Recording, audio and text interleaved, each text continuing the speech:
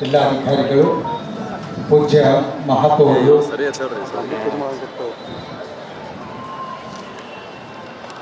ಪುಷ್ಪ ನಮನ,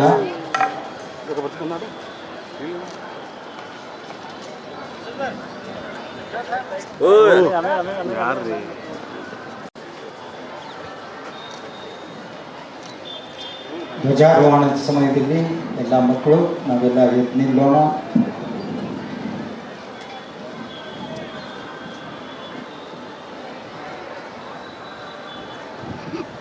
ಕನ್ನಡಾಂಬೆಗೆ ಪುಷ್ಪ ನಮನ. ಅಂಬೇಡ್ಕರ್ ಭವ್ಯ ಕ್ರೀಡಾಂಗಣದಲ್ಲಿ ಕರ್ನಾಟಕ ರಾಜ್ಯೋತ್ಸವದ ಅರ್ಥಪೂರ್ಣ ಮತ್ತು ಅಭೂತಪೂರ್ವ ಪೂಜ್ಯ ಮಹಾಪೌರರು, ನಗರಾಭಿವೃದ್ಧಿ ಪ್ರಾಧಿಕಾರದ ಗೌರವಾನ್ವಿತ ಅಧ್ಯಕ್ಷರು, ಜಿಲ್ಲಾಧಿಕಾರಿಗಳು,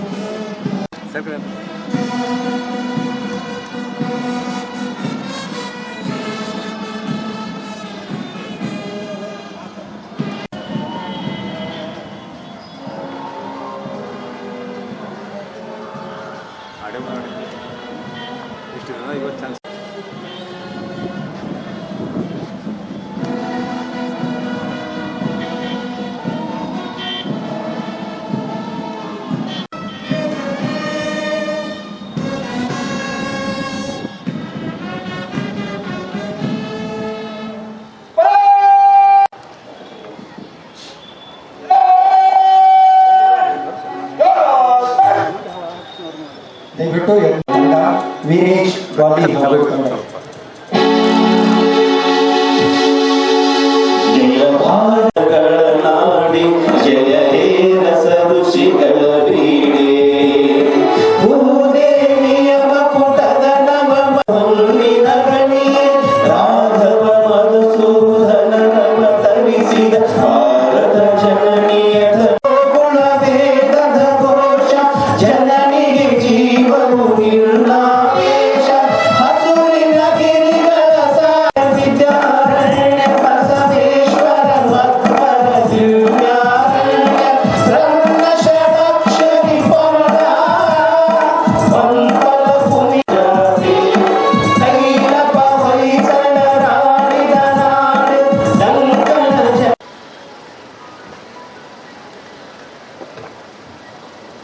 ಸ್ವಚ್ಛಂದವಾದ ಪಾನಗಳು, ಮಧ್ಯಮ ಕೈಗಾರಿಕೆ ಹಾಗೂ ಮೂಲ ಸೌಲಭ್ಯ ಅಭಿವೃದ್ಧಿ ಸಚಿವರು, ಕರ್ನಾಟಕ ಸರ್ಕಾರ ಮತ್ತು ವಿಜಯಪುರ ಜಿಲ್ಲಾ ಉಸ್ತುವಾರಿ ಸಚಿವರು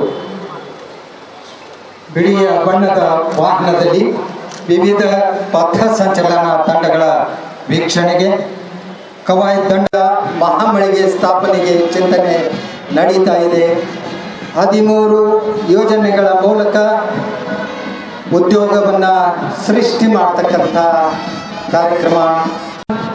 ವಿದೇಶಿ ಪ್ರವಾಸ ಅತ್ಯಂತ ಯಶಸ್ವಿಯಾಗಿದ್ದು ಇಲ್ಲಿ ಸ್ಮರಣೆ. ಹಸಿರು ತಪ್ಪಿದ ಬಿಸಿಲ ನಾಡು ಕುರಿತು ನ್ಯೂಯಾರ್ಕ್ ಪತ್ರಿಕೆ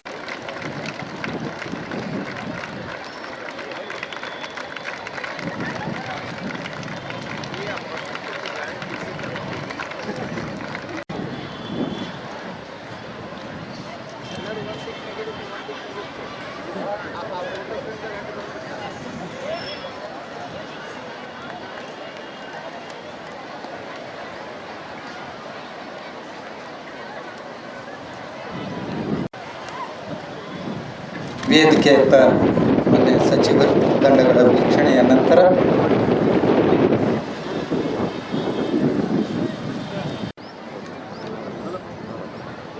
ರಾಷ್ಟ್ರೀಯ 4ನೆಯ ಸಿಂಹವೇ ಆರಕ್ಷಕರಿಲ್ಲದ ಸಮರ್ಪಣೆ. ವಿಜಯಪುರ ಅವರ ನಾಯಕತ್ವದಲ್ಲಿ ಗೌರವ ವಂದನೆಯನ್ನು ಸಲ್ಲಿಸಲಿಕ್ಕೆ ವೇದಿಕೆಯ ಮುಂಭಾಗದಲ್ಲಿ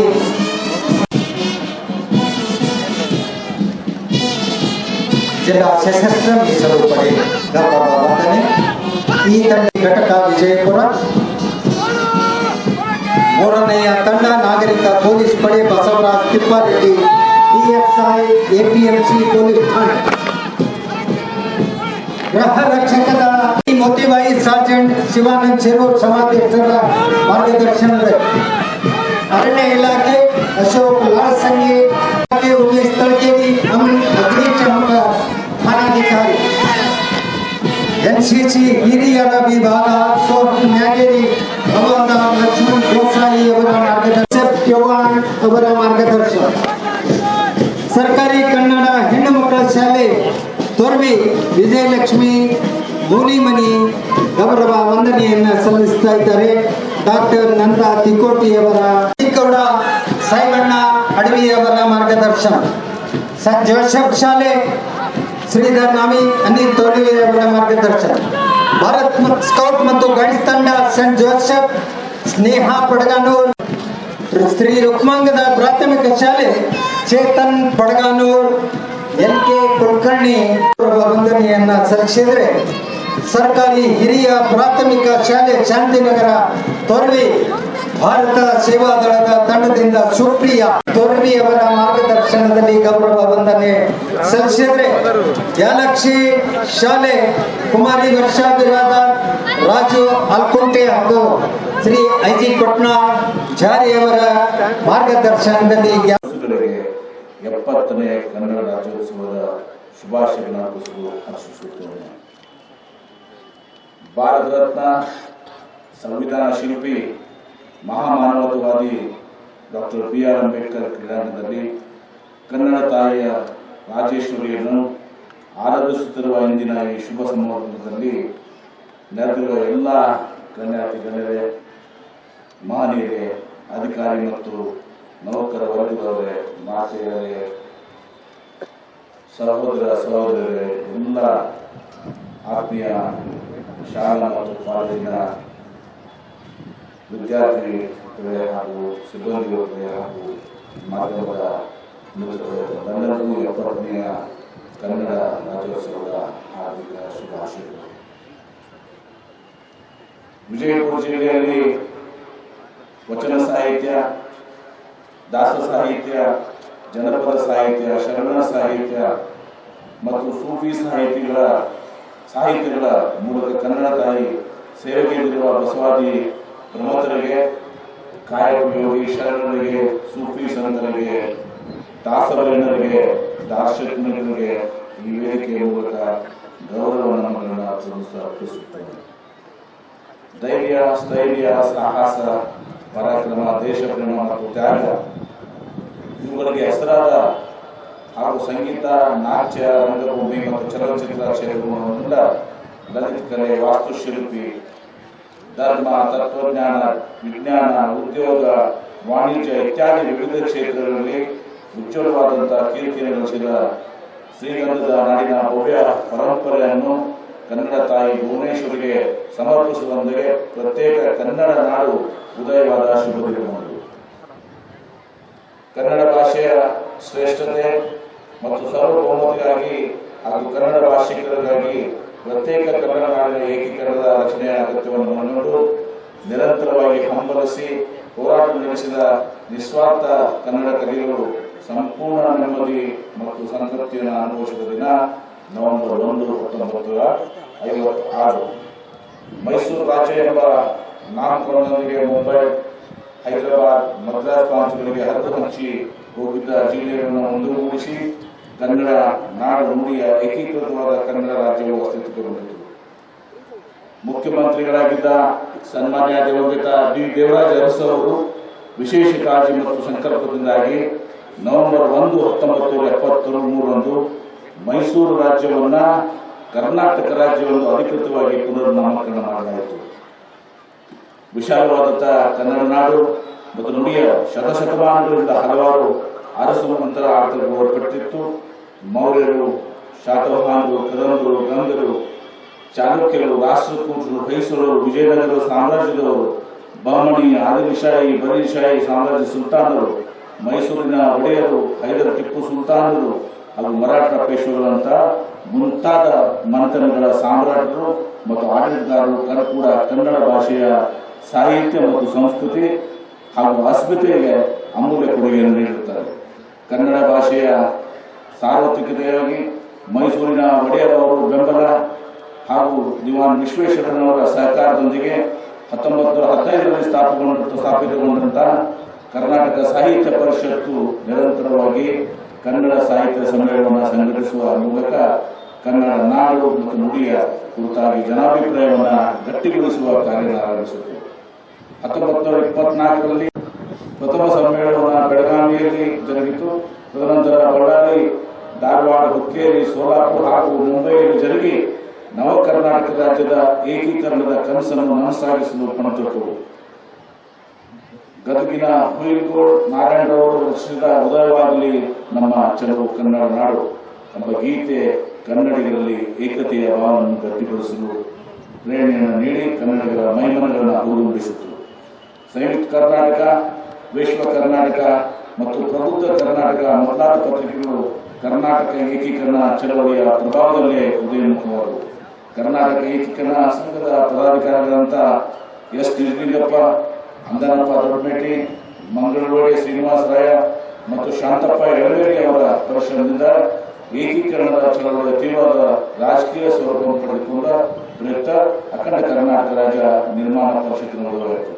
ಕೆಂಗಲ್ ಹನುಮಂತಯ್ಯ, ಅದಗುಂಚಿ ಶಂಕರರಾವ್ ಪಾಟೀಲ್, ಗೋಡು ರಾಮಸ್ವಾಮಿ ಅಯ್ಯಂಗಾರ್, ಅಲವಂಡಿ ಶಿವಮೂರ್ತಿ ಸ್ವಾಮಿ, ಮುದವೀಡು ಕೃಷ್ಣರಾಯ, ಮೋರೆ ಹನುಮಂತರಾಯರು, ರಾಜಾರಾಮ್ ದುಬೆ, ಚನ್ನಬಸಪ್ಪ ಆಂಬ್ರಿ, ಚಿಕ್ಕೋಡಿ ತಮ್ಮಣ್ಣಪ್ಪ, ವಾಲಿ ಚೆನ್ನಪ್ಪ, ವೀರಭದ್ರಪ್ಪ ಶಿರೂರ್, ಚೆನ್ನಯ್ಯ ಸ್ವಾಮಿ ಮುಕ್ಕಾರ್ಮಠ್, ಪಟ್ಟಣ ಮಹಾದೇವಪ್ಪ, ಬಳ್ಳಾರಿಯ ರಂಜಾನ್ ಸಾಬ್ ನರಾಫ್, ಬೆನಗಲ್ ರಾಮರಾಯರು, ಬಿ ಶಿವಮೂರ್ತಿ ಶಾಸ್ತ್ರಿ ಮುಂತಾದವರು ಏಕೀಕರಣದ ಪರವಾಗಿ ಗಟ್ಟಿ ಧ್ವನಿಯೊಂದಿಗೆ ಜನಜಾಗೃತಿಯನ್ನು ಮಾಡಲು ಆನಂದಿಸಿ ದುಡಿದರು. ಹಲಸಂಖ್ಯ ಗೆಳೆಯರ ಬಳಗ ಹಾಗೂ ಕನ್ನಡಪರ ಸಂಘಟನೆಗಳು ಕರ್ನಾಟಕದ ಗಡಿ ಪ್ರದೇಶದಲ್ಲಿ ಕನ್ನಡದ ಹಣತೆ ನಿರಂತರವಾಗಿ ಬೆಳಗುವಂತೆ ಮಾಡಲು ಆರಂಭಿಸಿ ದುಡಿದರು. ಅವರ ಈ ಕೊಡುಗೆ ಅನನ್ಯ ಹಾಗೂ ಪ್ರಶಂಸನೀಯವಾಗಿದೆ. ಕನ್ನಡ ಅಸ್ತಿತ್ವ ಮುಸುಕಾಗಿದ್ದ ಕ್ಲಿಷ್ಟಕರ ಸನ್ನಿವೇಶದಲ್ಲಿ ಈ ಎಲ್ಲ ಮಹನೀಯರು ನಿಸ್ವಾರ್ಥದಿಂದ ನಡೆಸಿದ ಹೋರಾಟದ ಫಲವೇ ಇಂದು ನಾವೆಲ್ಲರೂ ಆಸ್ವಾದಿಸುತ್ತಿರುವ ಸುಂದರ ಕರ್ನಾಟಕ. ಇಂತಹ ಪ್ರಾತಸ್ಮರಣೆಗಳಿಗೂ ಇಂದಿನ ಈ ಶುಭ ಸಂಬಂಧದಲ್ಲಿ ನಾನು ಗೌರವಪೂರ್ವಕ ನಮ್ಮನ್ನು ಅರ್ಪಿಸುತ್ತೇನೆ. ಕನ್ನಡ ಭಾಷೆಯ ಶ್ರೇಯೋಭಿವೃದ್ಧಿಗಾಗಿ ಇಂಚಗಿರಿಯ ಶ್ರೀ ಮಾಧವಾನಂದ ಪ್ರಭುಜಿಯವರ ಶ್ರೀಮಠದೊಂದಿಗೆ ನಾಡಿನ ಎಲ್ಲ ಮಠಗಳು ಕೂಡ ಕನ್ನಡ ಭಾಷೆಯ ಅಸ್ಮಿತೆಗಾಗಿ ವಿಶಿಷ್ಟ ಕಾಣಿಕೆ ನೀಡುವುದನ್ನು ಗೌರವಪೂರ್ವಕವಾಗಿ ಸ್ಮರಿಸುತ್ತೇನೆ. ವಿಜಯಪುರ ಅಂದರೆ ಎಲ್ಲರಿಗೂ ನೆನಪಾಗುವುದು ವಿಶ್ವವಿಖ್ಯಾತ ಗೋಳಗುಮ್ಮಟ.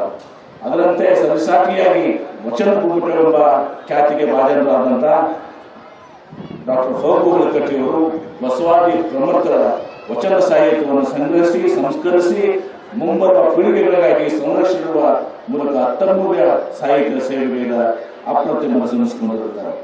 ವಿಜಯಪುರ ಜಿಲ್ಲೆಯ ಪರಮ ಪೂಜ್ಯ ಬಂಕನಾಳ ಶ್ರೀಯೋಗಿಗಳು, ಜ್ಞಾನಯೋಗಾಶ್ರಮದ ಶ್ರೀ ಮಲ್ಲಿಕಾರ್ಜುನ ಮಹಾಸ್ವಾಮಿಗಳು, ನಡೆದಾಡುವ ದೇವರಿಂದ ಪೂಜಿಸಲ್ಪಟ್ಟ ದಾರ್ಶನಿಕ ಸಂತ ಪರಮ ಪೂಜ್ಯ ಶ್ರೀ ಸಿದ್ದೇಶ್ವರ ಮಹಾಸ್ವಾಮೀಜಿಯವರು, ಮಧುರ ಚಂದ್ರರು, ಚರ್ಚನದ ಶಿಲ್ಪಿ ಲಿಂಗಣ್ಣವರು, ಡಾಕ್ಟರ್ ಆರ್ ಡಿ ರಾಂದೇವರು, ಗಣಪತರಾವ್ ಮಹಾರಾಜವರು, ನಿಂಗಣ್ಣ ಸಿಂಪಿಯವರು, ದುರ್ಗಾ ಸಹಾಯ್, ರಾಮ್ ಶ್ರೀ ಮುಗ್ಲಿ, ಶ್ರೀರಂದರು, Lakkappa Shirati, doctor Govind Kapse, doctor M Kalburgi, doctor Krishnakumara Kulkarni, professor M G Karu, professor Ranganath Khandi, Mahant Guruganji, Shishu Sangamesh Bagalkot, Ishwarchand Chintamati, Sharanappa Kanchani, Kashim Sab Vijaypur, Pabi Patil, Hamu Gundiger, Ishwar Kapse, doctor B S Shete, doctor M N Wali, doctor B B Handi, doctor S K Koppa, doctor M M Padshetti, doctor Chennappa Katti, professor B M Hiremath, doctor R C Muttebal, doctor Arvind Malagatti, doctor Rajashekhar, Hamu Pujar,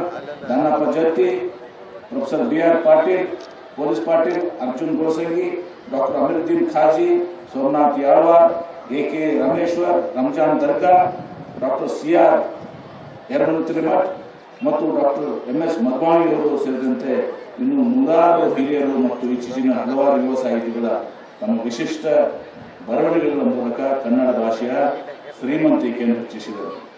ಹೂ ಮನಸ್ಸಿನ ಕನ್ನಡಿಗರ ಜನಾದೇಶವಂತೆ ಕನ್ನಡ ನಾಡಿನ ಆಡಳಿತ ಚುಕ್ಕಾಣಿಯನ್ನು ಎತ್ತಿ ಹಿಡಿದ ನಮ್ಮೆಲ್ಲರ ಜನಪ್ರಿಯ ಜನನಾಯಕ ಮುಖ್ಯಮಂತ್ರಿಗಳಾದಂಥ ಸನ್ಮಾನಿತ ಶ್ರೀ ಸಿದ್ದರಾಮಯ್ಯನವರ ನೇತೃತ್ವದ ನಮ್ಮ ಸರ್ಕಾರ ಶ್ರದ್ಧೆ, ನಿಷ್ಠೆ ಮತ್ತು ಕಾಳಜಿಪೂರ್ವಕವಾದ ಜನಪರ ನಿರ್ವಹಣೆಗಳೊಂದಿಗೆ ಕಾರ್ಯನಿರ್ವಹಿಸಿದ ಕರ್ನಾಟಕ ರಾಜ್ಯದ ಸರ್ವಾಂಗೀಣ ಅಭಿವೃದ್ಧಿಗಾಗಿ ಹಗಲಿರುವುದು ಶ್ರಮಿಸುತ್ತದೆ. ದೇಶಾದ್ಯಂತ ಸಂಚಲನ ಸೃಷ್ಟಿಸುವ ನಮ್ಮ ಸರ್ಕಾರದ ಗ್ಯಾರಂಟಿ ಯೋಜನೆಗಳು ಫಲಾನುಭವಿಗಳ ಬದುಕಿನಲ್ಲಿ ಬೆಳಕು ಮತ್ತು ಭರವಸೆ ತುಂಬುವಲ್ಲಿ ಸಫಲವಾಗಿದೆ. ಅನ್ನಭಾಗ್ಯ ಯೋಜನೆಯಲ್ಲಿ ಅಂತ್ಯೋದಯ ಅನ್ನ ಯೋಜನೆಯ 40,065 ಚೀಟಿಗಳು, ಬಿಪಿಎಲ್ದ 4,59,558 ಚೀಟಿಗಳು ಹಾಗೂ ಎಪಿಎಲ್ನ 99,699 ಚೀಟಿಗಳು ಮುಖದಂತೆ ಜಿಲ್ಲೆಯಲ್ಲಿ ಒಟ್ಟು 5,99,322 ಪಡಿತರ ಚೀಟಿಗಳು ಚಾಲ್ತಿಯಲ್ಲಿದ್ದು, ಈ ಪೈಕಿ 21,10,591 ಫಲಾನುಭವಿಗಳು ಈ ಯೋಜನೆಯ ಸದುಪಯೋಗವನ್ನು ಪಡೆದುಕೊಂಡಿದ್ದಾರೆ. ಫೆಬ್ರವರಿ 2025ರಿಂದ ಡಿಬಿಟಿ ಹಣದ ಬದಲಾಗಿ ಪ್ರತಿ ಸದಸ್ಯರಿಗೆ 5 ಕೆಜಿಯಂತೆ ಒಟ್ಟು 15,87,249 ಫಲಾನುಭವಿಗಳಿಗೆ ಪ್ರತಿ ತಿಂಗಳು ಆಹಾರ ಧಾನ್ಯ ವಿತರಣೆ ಮಾಡಲಾಗುತ್ತಿದೆ. 11/6/2023ರಿಂದ ಜಾರಿಯಾಗಿರುವ ಶಕ್ತಿ ಯೋಜನೆಯು ಜಾಗತಿಕ ಮಟ್ಟದಲ್ಲಿ ಗುರುತಿಸಿಕೊಂಡು golden book of world records ಅವರು ಮಾಡುವ ಸರ್ಟಿಫಿಕೇಟ್ ಆಫ್ ಎಕ್ಸಲೆನ್ಸ್ ಪುರಸ್ಕಾರಕ್ಕೆ ಭಾಜನವಾಗುವ ಮೂಲಕ ದೇಶದಲ್ಲಿ ವಿಶೇಷ ಮನ್ನಣೆ ಪಾತ್ರರಾಗುವ ಸಂಗತಿ ನಮ್ಮೆಲ್ಲರಿಗೂ ಸಂತಸವಿದೆ. ಇದಕ್ಕಾಗಿ ನಾನು ಮಾನ್ಯ ಮುಖ್ಯಮಂತ್ರಿಗಳಾಗಿ ಹಾಗೂ ಪ್ರತ್ಯಕ್ಷವಾಗಿ ಅಪರೋಕ್ಷವಾಗಿ ಸಮೀಕ್ಷಿಸುತ್ತಿರುವ ಎಲ್ಲ ಅಧಿಕಾರಿಗಳು, ಮಂತ್ರಿಗಳಿಗೆ ಹಾಗೂ ಸಿಬ್ಬಂದಿಗಳಿಗೆ ನಾನು ಅಭಿನಂದಿಸುತ್ತೇನೆ. ಶಕ್ತಿ ಯೋಜನೆ ಜೂನ್ 2023ರಿಂದ ಇಲ್ಲಿವರೆಗೆ ಜಿಲ್ಲೆಯಲ್ಲಿ ಒಟ್ಟು 15,98,00,000 ಮಹಿಳಾ ಪ್ರಯಾಣಿಕರು ಹಾಗೂ ಬಾಲಕಿಯರು ವಿಜಯಪುರ ವಿಭಾಗದ ಸಾರಿಗೆ ಬಸ್ಸುಗಳಲ್ಲಿ ಉಚಿತವಾಗಿ ಪ್ರಯಾಣಿಸುತ್ತಾರೆ. ಈ ಪ್ರಯಾಣಗಳಿಗಾಗಿ ಒಟ್ಟು 502,60,00,000 ರೂಪಾಯಿಗಳ ಮೌಲ್ಯದ ಉಚಿತ ಟಿಕೆಟ್ಗಳನ್ನು ವಿತರಣೆ ಮಾಡಲಾಗಿದೆ. ಗೃಹಲಕ್ಷ್ಮಿ ಯೋಜನೆ ಮಹಿಳಾ ಸಬಲೀಕರಣ ಹಾಗೂ ಸ್ವಾಭಿಮಾನದ ಹೆಸರುತ್ತಾಗಿದೆ. ಜುಲೈ 2023ರಿಂದ ಇಲ್ಲಿವರೆಗೆ ಒಟ್ಟು 5,12,12,398 ಫಲಾನುಭವಿಗಳು ನೋಂದಣಿ ಮಕ್ಕಳಿಗೆ ಆರೋಗ್ಯದಲ್ಲಿ ನ್ಯೂನತೆ ಇರುವುದನ್ನು ಪತ್ತೆ ಹಚ್ಚಿ 2,21,167 ಮಕ್ಕಳಿಗೆ ವೈದ್ಯಕೀಯ ಚಿಕಿತ್ಸೆಯನ್ನು ನೀಡಲಾಗಿದೆ. ಜಿಲ್ಲೆಯಲ್ಲಿ ಪ್ರಸ್ತುತ ಸಾಲಿನ 39 ನಮ್ಮ ಕ್ಲಿನಿಕ್ಗಳು ಕಾರ್ಯನಿರ್ವಹಿಸುತ್ತಿದ್ದು, ಕಳೆದ ಒಂದು ವರ್ಷದಲ್ಲಿ 2,57,066 ಫಲಾನುಭವಿಗಳು 12 ಸಮಗ್ರ ಆರೋಗ್ಯ ಸೇವೆಗಳನ್ನು ಪಡೆದಿದ್ದಾರೆ. ಜಿಲ್ಲೆಯಲ್ಲಿ ಕಾರ್ಯಗತಗೊಂಡಿರುವ 4 ಆಯುಷ್ಮತಿ ಕ್ಲಿನಿಕ್ಗಳ ಮೂಲಕ ಕಳೆದ ಒಂದು ವರ್ಷದಲ್ಲಿ ಒಟ್ಟು 24,311 ಹೊರರೋಗಿಗಳ ಚಿಕಿತ್ಸೆ ಪಡೆದುಕೊಂಡಿದ್ದಾರೆ. ರಾಜ್ಯದಲ್ಲಿ ಮೊಟ್ಟ ಮೊದಲ ಬಾರಿಗೆ ದಾತ್ರಿ ಫೌಂಡೇಶನ್ ಹೈದರಾಬಾದ್ ಸಹಯೋಗದಲ್ಲಿ ತಾಯಿ ಮತ್ತು ಮಕ್ಕಳ ಆಸ್ಪತ್ರೆಯ ತಾಯಿ ಹಾಲು ಸಂಗ್ರಹಣಾ ಕೇಂದ್ರ ಘಟಕದ ಕಾಮಗಾರಿ ಪ್ರಾರಂಭಿಸಲಾಗಿದೆ. ಜಿಲ್ಲೆಯ ಜಿಲ್ಲಾಧಿಕಾರಿಗಳು ಹಾಗೂ ಜಿಲ್ಲಾ ಪಂಚಾಯಿತಿ ಮುಖ್ಯ ಕಾರ್ಯನಿರ್ವಾಹಕ ಅಧಿಕಾರಿಗಳು ವ್ಯಕ್ತಿಗತವಾಗಿ ಮುತುವರ್ಜಿ ವಹಿಸಿ ಹಾಸ್ಟೆಲ್ ಮೆಂಟರ್ಗಳ ನೇಮಕ, ಚೇತನ ಸಂಜೆ ಆನ್ಲೈನ್ ಕ್ಲಾಸ್, ವಸತಿ ನಿಲಯ ವಾಸ್ತವ್ಯ, ಸ್ವಚ್ಛತಾ ಅಭಿಯಾನ ಹಾಗೂ ಆಹಾರ ಪಾರದರ್ಶಕತೆ ಯೋಜನೆಗಳ ಮೂಲಕ ಸಮಾಜ ಕಲ್ಯಾಣ ಇಲಾಖೆಯ ವಸತಿ ವಿದ್ಯಾರ್ಥಿಗಳಲ್ಲಿ ನಿಲಯಗಳಲ್ಲಿ ಸರ್ವಾಂಗೀಣ ಅಭಿವೃದ್ಧಿಗಾಗಿ ಶ್ರಮಿಸುವುದು ಪ್ರಶಂಸನೀಯವಾಗಿದೆ. ಕಲ್ಯಾಣ ಕರ್ನಾಟಕ ರಸ್ತೆ ಸಾರಿಗೆ ನಿಗಮವು ಶಕ್ತಿ ಯೋಜನೆಯನ್ನು ಪರಿಣಾಮಕಾರಿಯಾಗಿ ಜಾರಿಗೊಳಿಸಿ ಉತ್ತಮವಾಗಿ ಕಾರ್ಯನಿರ್ವಹಿಸುವುದರ ಮೂಲಕ ಕಳೆದ ಒಂದು ವರ್ಷದ ಅವಧಿಯಲ್ಲಿ 48.68 ಕೋಟಿ ರೂಪಾಯಿಗಳ ಲಾಭವನ್ನು ಗಳಿಸುತ್ತದೆ.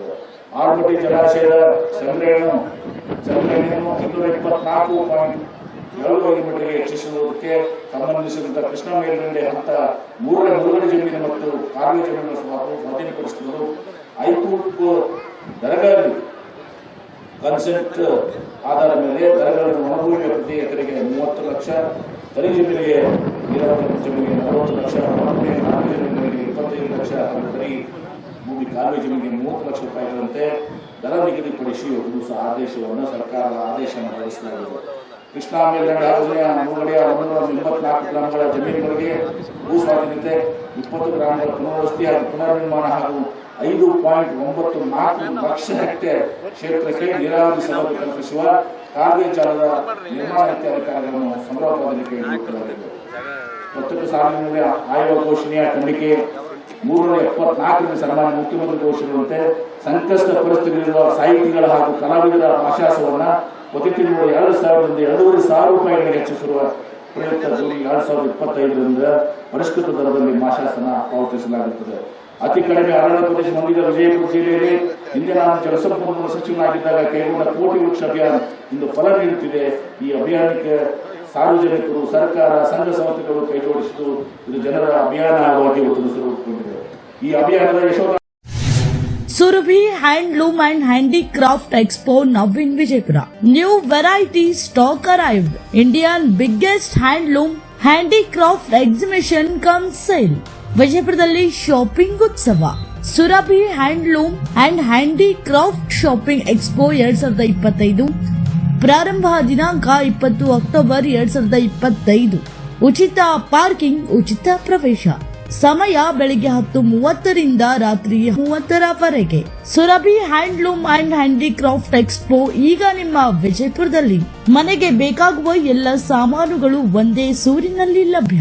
ಸುಮಾರು 50,000 ವಸ್ತುಗಳ ದಾಸ್ತಾನವಿದ್ದು ಎಲ್ಲರೂ ಇದರ ಸದುಪಯೋಗ ಪಡೆದುಕೊಳ್ಳಲು ವಿನಂತಿ. ನಮ್ಮಲ್ಲಿ ಸಿಗುವ ಗೃಹ ಉಪಯೋಗಿ ವಸ್ತುಗಳೆಂದರೆ ಫ್ರೇಮ್ ಕಂಚಿನ ಪ್ರತಿಮೆಗಳು, ಮರದಲ್ಲಿ ಕೆತ್ತನೆ ಮಾಡಿದ ಮೂರ್ತಿಗಳು, ಮೀರತನ ಖಾದಿ ಶರ್ಟ್ ಮತ್ತು ಕುರ್ತಾಗಳು, ದೆಹಲಿ, ಮುಂಬೈ, ರಾಜಸ್ಥಾನ್ ರೆಡಿಮೇಡ್ ಉಡುಪುಗಳು, ಬೆಂಗಾಲ್ ಕಾಟನ್, ಇಲ್ಕಲ್, ಹೈದರಾಬಾದ್ ಸೀರೆಗಳು, ಜರೋಕ್ ಫೋಟೋ ಫ್ರೇಮ್ ಮತ್ತು ಹೂವಿನ ಕುಂಡಗಳು, ಟೀರಾ ಕೊಟಾಕ್ ಜ್ಯುವೆಲರಿ ಲಾಕ್ ಬಳೆಗಳು, ಹರಿಯಾಣ ಹ್ಯಾಂಡ್ಲೂಮ್ ಮತ್ತು ಕಾಟನ್ ಸಿಲ್ಕ್ ಉಡುಪುಗಳು, ಕಬ್ಬಿಣ ಮತ್ತು ಮರದಲ್ಲಿ ಮಾಡಿರುವ ಪೀಠೋಪಕರಣಗಳು, ಬೋದಾನ್ ಕಾರ್ಪೆಟ್, ಹೈದರಾಬಾದ್ ಮುತ್ತುಗಳು ಮತ್ತು ಕಲಾತ್ಮಕ ಜ್ಯುವೆಲರಿ, ದೆಹಲಿಯ ನೈಟ್ ಡ್ರೆಸ್ಗಳು, ಕಾಶ್ಮೀರದ ಉಡುಪುಗಳು, ಸಾರಾನ್ಪುರದ ಮರದ ಪೀಠೋಪಕರಣಗಳು, 1 ಗ್ರಾಂ ಚಿನ್ನದ ಮೆಟಲ್ಸ್ ಜ್ಯುವೆಲರಿ, ಸಾಕ್ಸ್ ಮತ್ತು ಒಳ ಉಡುಪುಗಳು, ಶಾಂತಿನಿಕೇತನ ವಿವಿಧ ಬ್ಯಾಗ್ಗಳು, ಗಿಫ್ಟ್ ಉತ್ಪನ್ನಗಳು, ಚನ್ನಪಟ್ಟಣದ ಆಟಿಕೆ ವಸ್ತುಗಳು, ಪರ್ಸ್, ಬ್ಯಾಗ್ಗಳು, ಅನೇಕ ತರಹದ ವಸ್ತುಗಳು ಒಂದೇ ಸೂರಿನಲ್ಲಿ ಲಭ್ಯ. ಹಾಗಾದ್ರೆ ಇನ್ನೇಕೆ ತಡ? ನೀವು ನಿಮ್ಮ ಕುಟುಂಬದ ಜೊತೆಗೆ ಹಿಂದೆ ಬನ್ನಿ, ಶಾಪಿಂಗ್ ಮಾಡಿ ಆನಂದಿಸಿರಿ.